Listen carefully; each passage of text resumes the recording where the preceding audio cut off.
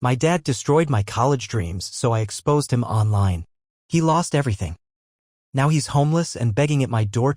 He knocked like he'd done it 100 times before. Like nothing had changed. Like he was still my dad. But he wasn't. Not anymore. I stared through the peephole at a man who looked like he'd been chewed up and spit out by life. Gaunt face, patchy beard, hoodie soaked through at the shoulders from the rain. One hand clutched a garbage bag, the other shoved deep into his pocket, probably hiding the tremble in his fingers. I didn't open the door right away. I didn't open it at all. Not until he spoke. Then he said, quiet, raspy, the kind of voice you use when you've been yelling at the universe for too long. Please. I didn't know where else to go. And just like that, I was 17 again. Standing in my room, fluorescent light flickering above, staring at the ruins of my future. The textbooks I'd scraped together, money first shredded. My laptop files wiped clean. He'd even managed to crack the screen, like some final insult. I still remember the sick thrill in his voice when I came home from my shift and caught him in the act. You'll thank me one day, he told me straight-faced, as if he was doing me a favor. College isn't for people like us, he said. You're not one of those types, Ben. I'm saving you from wasting your life. Then he took a swig from the half-empty bottle of Jack he'd borrowed from my boss's cabinet. Yes, the same boss who let him pick up weekend work just to keep busy.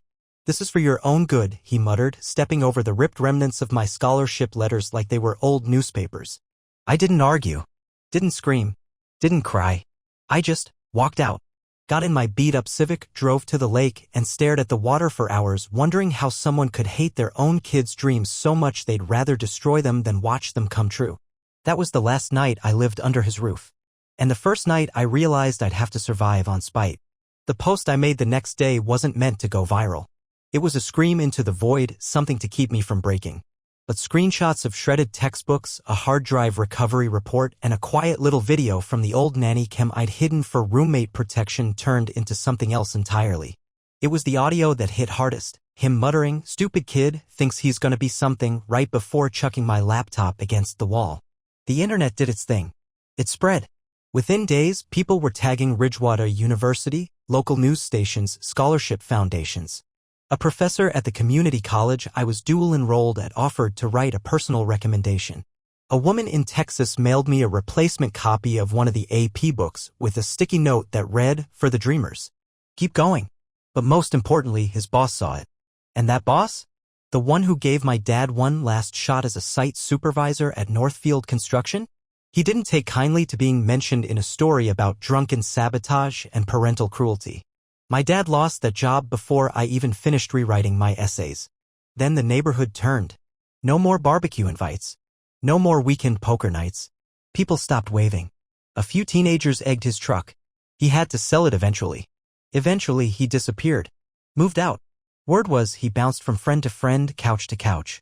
The last time I heard his name, someone said he'd been spotted behind the old mill with a cardboard sign and a paper cup. And now here he was, 3 years later, on my doorstep. Soaked, shivering, homeless, looking at me like I still owed him something. I wanted to slam the door. But part of me, some cracked, rusted little part that still remembered being his son, held still. "What do you want?" I asked, not bothering to hide the edge in my voice. His eyes lifted slowly, meeting mine with that hollow look people get when they finally run out of places to go. "I just need a place to stay. One night," he whispered. "Just one." My chest tightened. Not with pity. Not even anger. Just this cold, detached ache. Like the echo of a wound that had long since scarred over. He'd burned everything I ever wanted, and now he wanted warmth? I said nothing.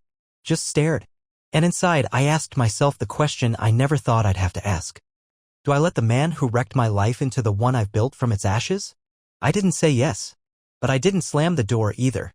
I stood there, letting him soak in the rain a while longer. Maybe it was petty. Maybe it was fair. Hard to tell the difference anymore when it comes to him. He looked smaller than I remembered. The man who once towered over me with a belt in hand now hunched forward, shaking like a stray dog. His sneakers were duct-taped at the soles. His hands were raw red. There was a scratch on his cheek that hadn't healed right. I should have felt something. But mostly I just felt tired. "You hungry?" I asked finally. He blinked like he hadn't expected that. Yeah. I haven't eaten since yesterday." I opened the door just enough to slide out a protein bar and a half-used bottle of water. Held them out. He reached for them like they were holy. Ripped the wrapper with his teeth and wolfed it down, barely chewing. It was surreal watching the man who once told me emotions were weakness, who mocked me for crying when our dog died, now whimper over peanut butter granola like it was his first meal in days. I stepped back inside. Left the door cracked. Not open. Not closed. He kept chewing, glancing around like he couldn't quite believe this was real. I just need one night, Ben. You've got a place now. Heat. A roof. I won't ask again. I laughed. I couldn't help it. The audacity. You won't ask again? You torched every bridge between us and you think you get to set terms. He flinched, just barely. But he didn't argue. Look, I know what I did. I know I ruined a lot. But I was trying to help you. I really thought, he paused, eyes going distant, I really thought college would break you. Thought you'd flunk out, come back broken. Like me.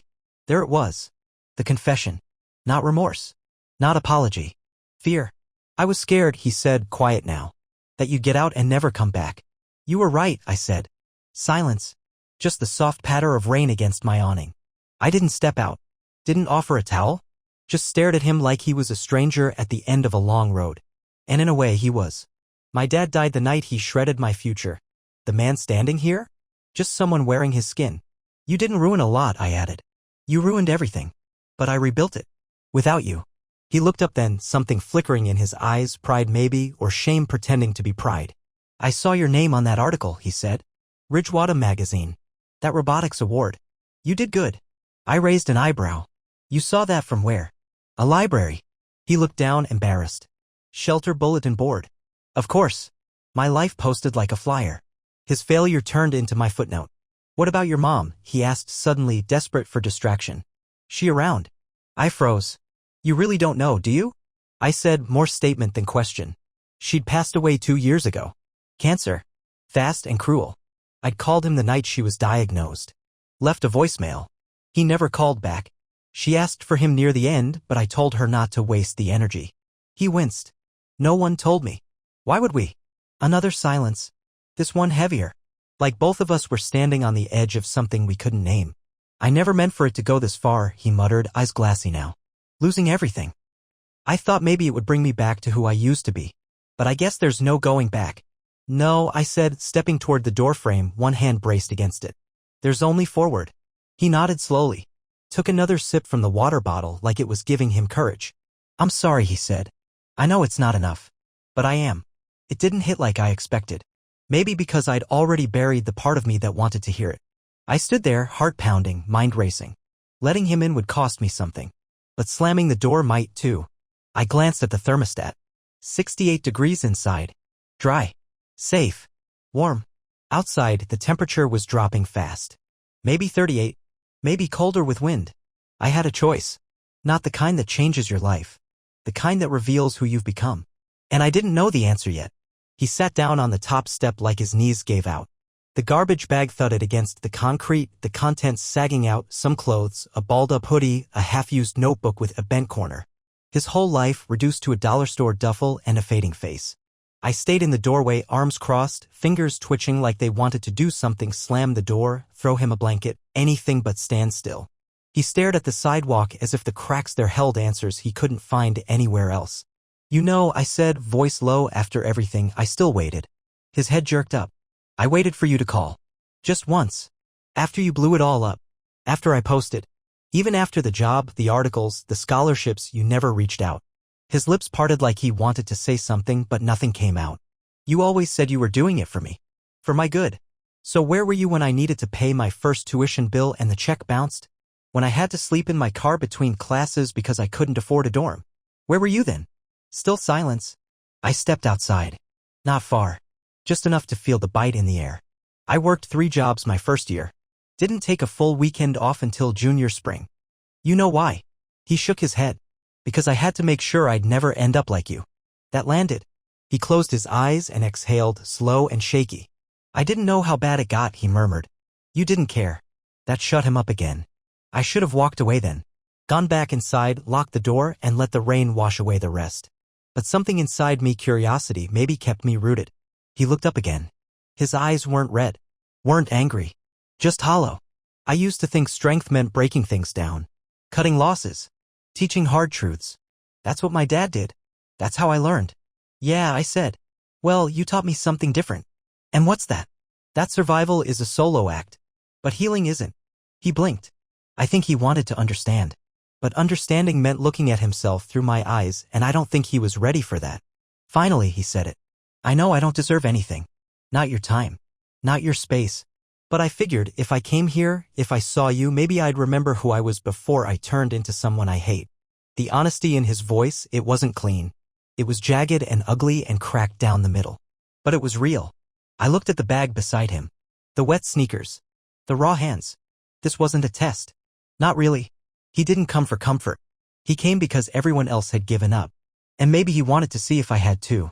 I looked down at my keys, then up at the man who once set fire to my future and called it love.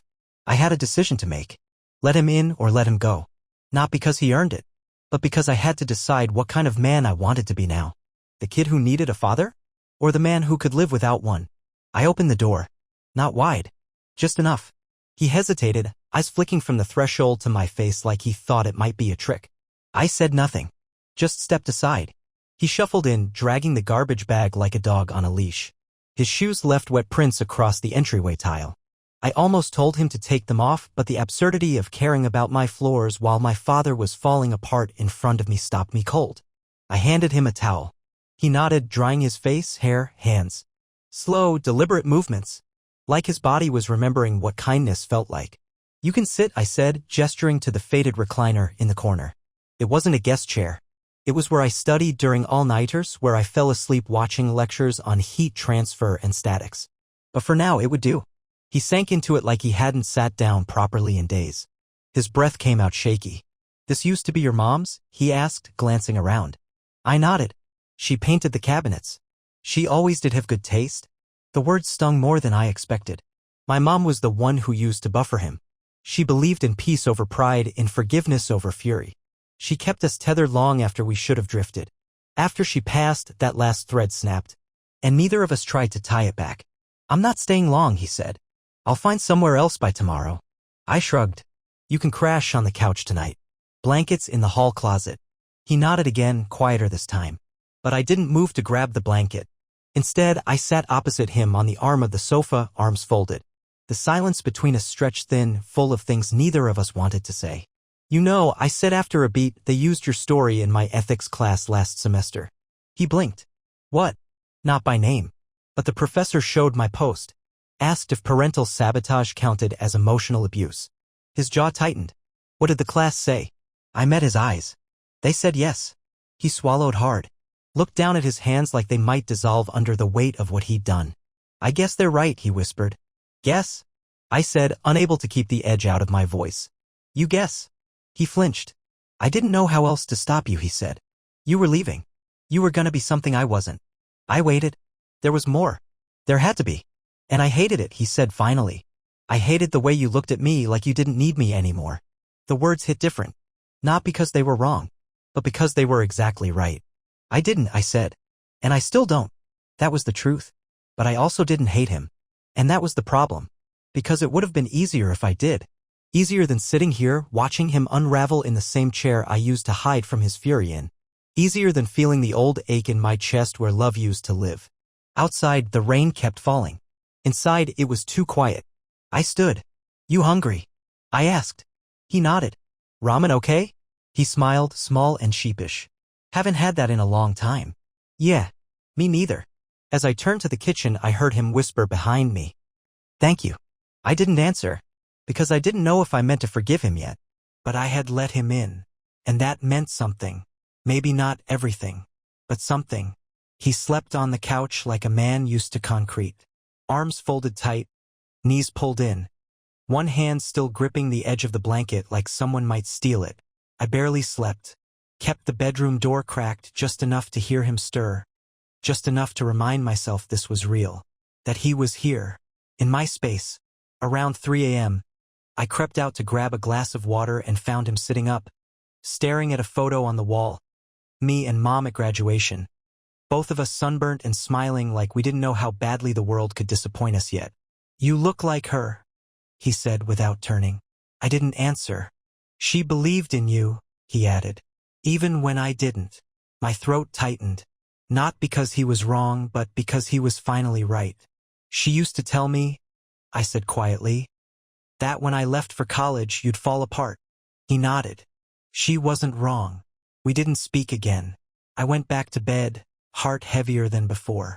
The next morning was a strange kind of normal. He was already up when I stumbled into the kitchen, boiling water on the stove. He found the coffee grounds and brewed a pot like he'd done it 1,000 times, except the machine was new and didn't have that old drip filter he used to mess with back in the duplex. "You take sugar still?" he asked. I paused. "Yeah." He handed me the mug like it was a peace offering. Maybe it was.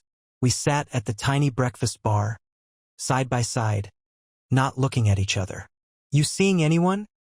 he asked eventually, like we were catching up at some backyard cookout instead of rebuilding the ruins of a relationship he personally nuked. "No. Someone will come along. You're smart.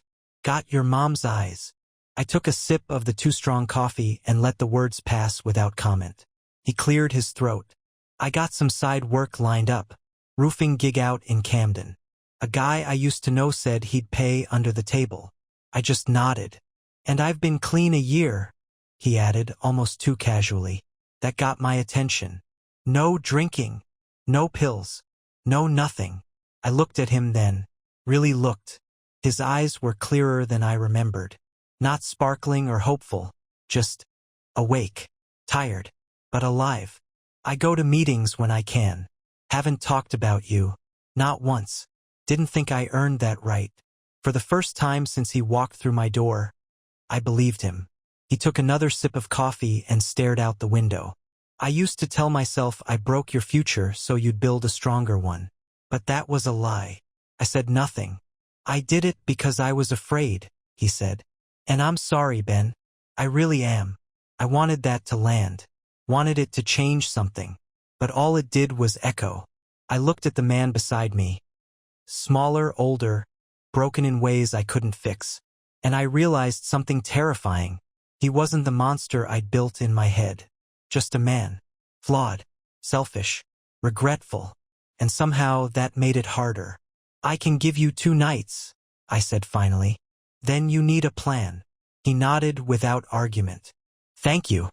We drank the rest of our coffee in silence, while the rain finally stopped tapping against the windows. And for a moment it almost felt like the beginning of something. Almost. The message came at noon. Subject line: "Request for interview, viral post follow-up." It was from a local journalist. The same one who'd first picked up my post about Dad 3 years ago. She wanted to do a "Where are they now?" piece. Said people still remembered the story and were curious how things turned out. I stared at the email for a long time, my finger hovering over the delete button. But something in me hesitated. Dad was in the living room, nodding off to an old western on my TV.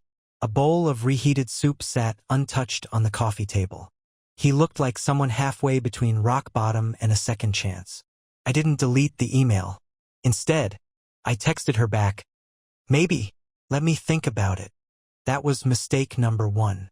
Mistake number 2 was going to the grocery store and leaving him alone in the apartment. I wasn't gone an hour, but when I came back, he was standing by my desk, my laptop open, his face pale and slack. "You wrote this?" he asked, voice barely above a whisper. I froze. On the screen was a draft of a personal essay, something I'd started months ago but never had the guts to finish. About what he did, what it did to me, what I had to become just to survive. He must have gone looking for it. "No," I said flatly. "You weren't supposed to see that." "I didn't mean to snoop," he said quickly. The screen lit up, and I clicked. I grabbed the laptop and closed it hard. "That wasn't for you," I snapped. "I know," he said, "but I read it anyway." And he rubbed his face, sinking into the nearest chair. "You really think I ruined you that badly?" I didn't answer right away. I just leaned on the counter, arms crossed, trying to keep the flood from rising. "You didn't ruin me," I said at last. "You broke something. And I spent years fixing it without knowing if I'd ever be whole again." He nodded, eyes glassy. "I keep thinking about what I'd do different," he said. "But there's nothing. I did what I did. And now I'm just hoping maybe you'll let me be around to see who you become." That hit deeper than I expected, because I didn't know if I wanted him to see, to be part of this new version of me. Or if I just wanted him to know I became it without him. I took a breath about to say something when there was a knock at the door. 2 knocks, then a pause, then another. Rhythmic. Familiar. I opened it and there stood Professor Ellison. My advisor. My mentor. The first person who ever told me I was more than what I came from. Ben, she said, eyes flicking past me into the apartment. I hope this isn't a bad time. It kind of is, I said, unsure why she was here. I saw your post again, she said. And the article's back in circulation. I had to come by. To see if you're okay. I glanced over my shoulder. My father hadn't moved.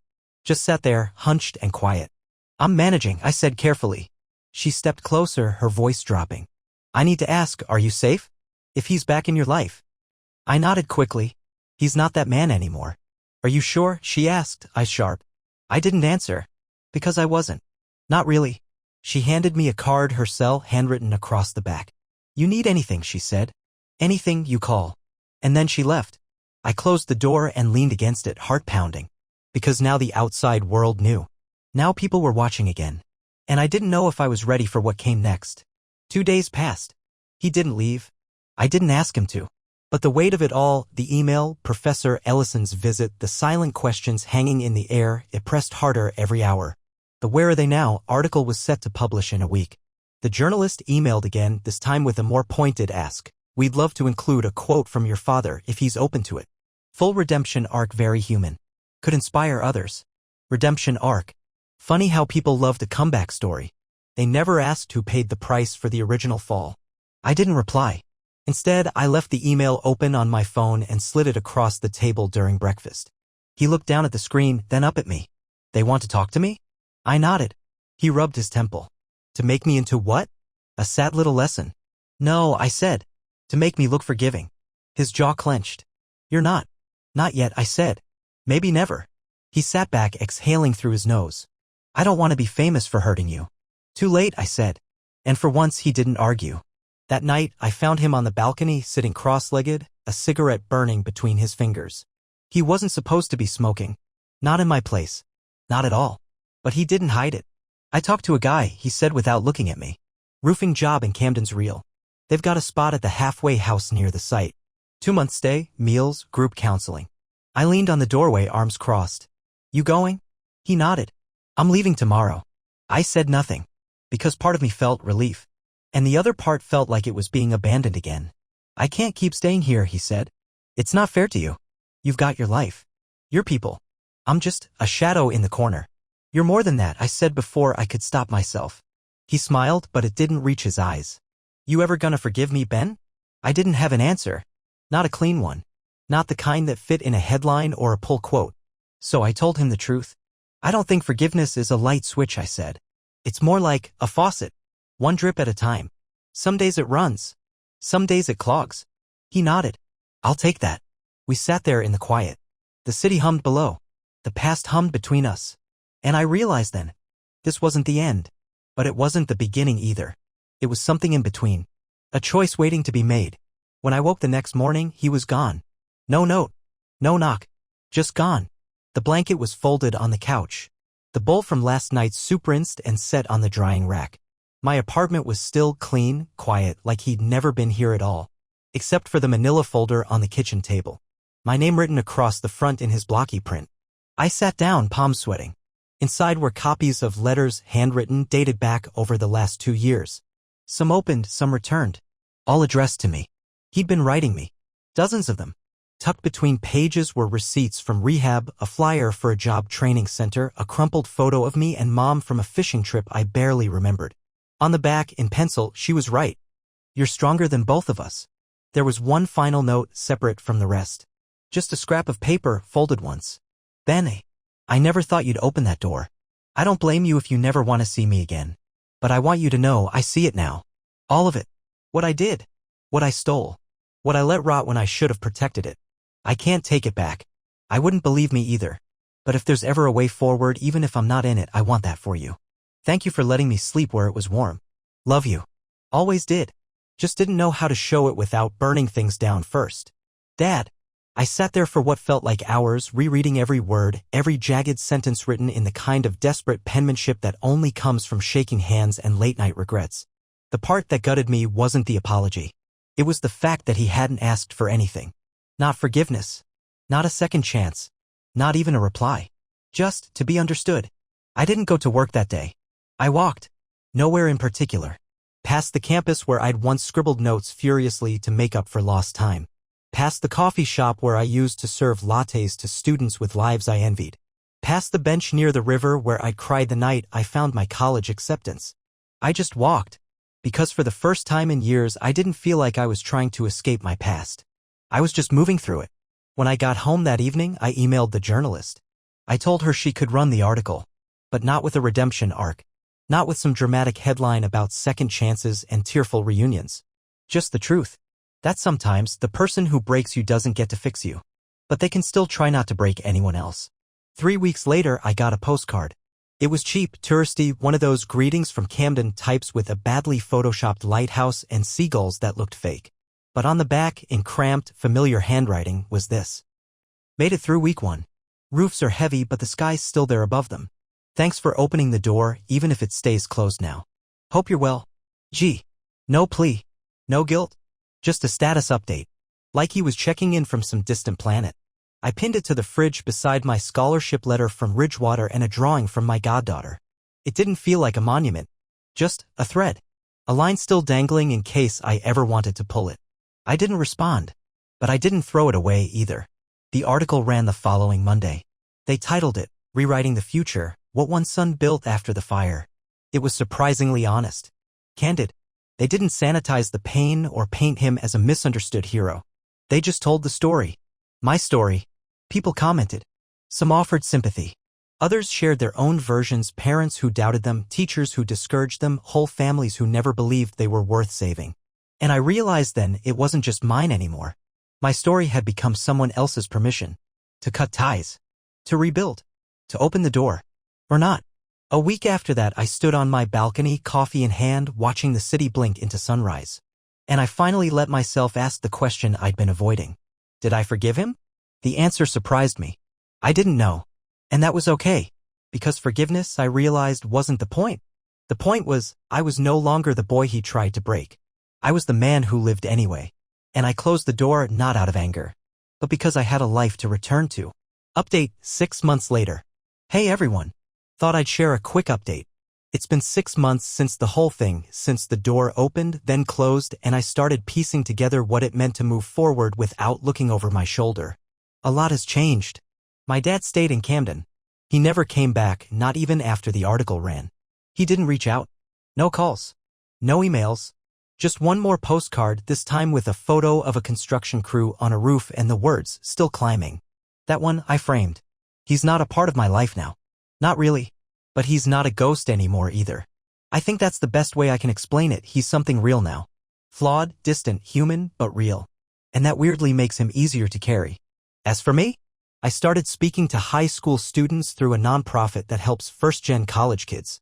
I tell them the truth that not everyone will clap for you, not even the people who should. But you can still keep going. You can still be proud of your own applause. Last month, I got offered a full-time job at the university's engineering lab. I took it. I still have bad days. Flashbacks. The occasional dream where I come home and the door's ripped open again. But I wake up and the books are still there. The laptop still works. The lock still clicks. And I'm still here. Still building. One day at a time. Thanks to everyone who read, commented, or just sat with me in this mess for a while. You helped more than you know. Stay warm out there. And if someone tells you your dream's too big, dream it anyway.